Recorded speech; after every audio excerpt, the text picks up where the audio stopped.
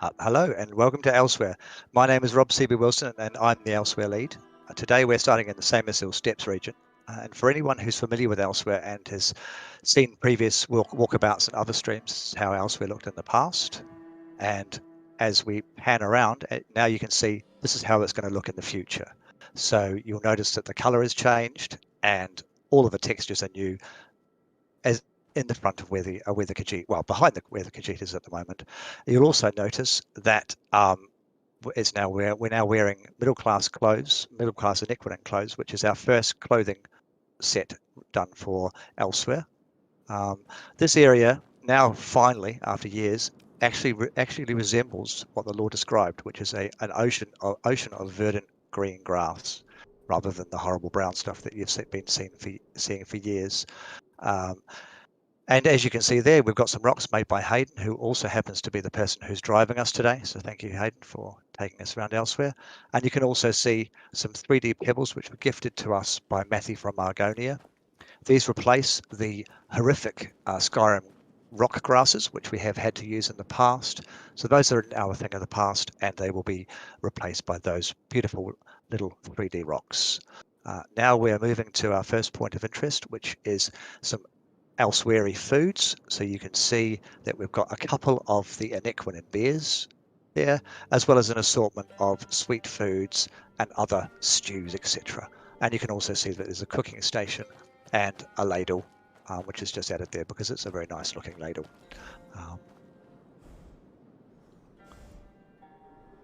And yep, and there we go. And here's another first for Beyond Skyrim Elsweyr. This is our first creature, known as the Kipta Retoit, which is hard to say. So throughout development, he's just been known as Herbie, created by Asher 3D and implemented and animated by Lilith. The reason why he's not moving is not because he's broken. It's just because we haven't nav meshed the area yet. So if it had been nav meshed, he'd be happily bopping around the area, eating rocks as he likes to do. And just finally for this area, you can see these are the new grasses. These are waist height, which caused an awful lot of difficulty while they were being implemented and created, because they're a lot closer to the player than normal Skyrim grasses. So they had to be a lot higher quality and look nicer, a lot closer up than what you would typically see. So yes, as you can see, we're just panning around and you can see the area as it will look in the future. This region is almost asset complete. We're missing just some herbs and a little bit of flora, and then we'll be able to start on the level design for this region.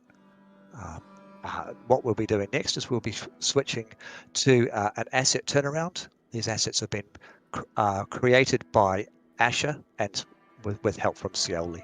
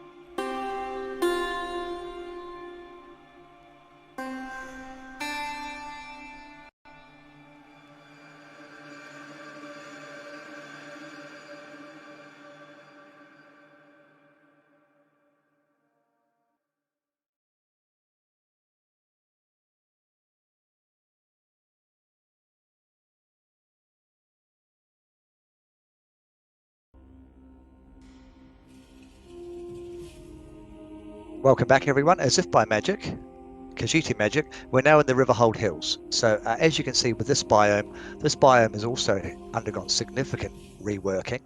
New grasses, new ground textures, new plants, new trees. It's almost asset complete. We just need a few more pieces of flora, some more trees, and obviously some rocks, which are completely absent at the moment. And as you can see in front of us, this is a Riverhold market stall that was stolen from down the hill. Riverhold is just behind us. This is kitted out with alchemical gear, which was made by Heresy and concepted by Sol, and is beautiful. It's not been seen before. Now we're just going to wander through the lush grasses of Riverhold, the Riverhold Hills rather, towards these stable buildings. These stable buildings are new as well. They form an extension of the farm building set that you've seen in previous walkabouts. They extend it significantly, adding a large number of new buildings.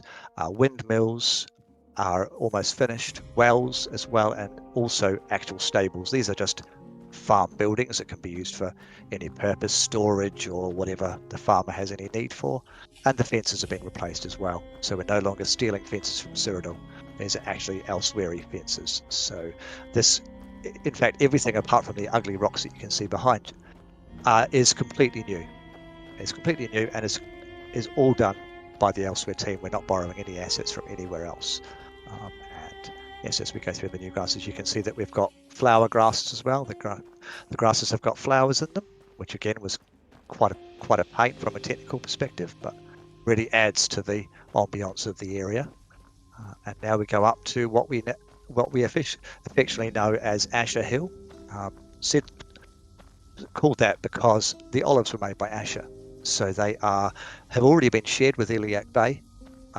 They will be appearing in Iliac Bay, but they will be a different variant with slightly different colouring. And the Iliac Bay ones will be harvestable. You'll be able to actually take olives from them, whereas the Elsweyr ones are just the tree, because Khajiit don't eat olives, so we don't need them. And they're beautiful trees, and we will be having more trees made for us in the near future. And we now get to our last point of interest, which is a religious point of interest. You can see the beautiful moon poles there made by Nodonutes, the cushions that have been round for as long as I have in Elsweyr. The shrine of Mara there was also made by Asher, just a beautiful shrine, one of the many shrines that we have in Elsweyr, finally starting to be made. And you can see that there's a small amount of offerings, moon cakes, sugary treats, and some prayer charms. And that is the end of the Elsweyr stream today. So thank you all very much for watching, and I'll hand you back to Stu.